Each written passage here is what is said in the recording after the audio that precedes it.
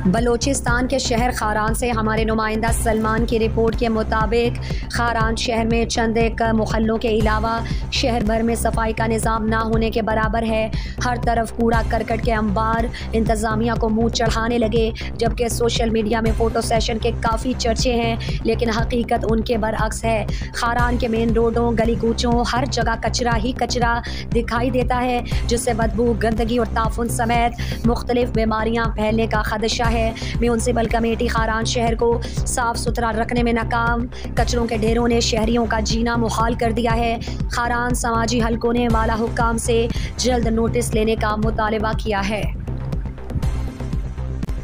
मज़ीद दिलचस्प मालूमात और खबरों से आगाह होने के लिए Gedrosia point Facebook page, Instagram, Twitter को फॉलो और यूट्यूब चैनल को सब्सक्राइब करें। बेल आइकॉन बटन दबाना ना भूलें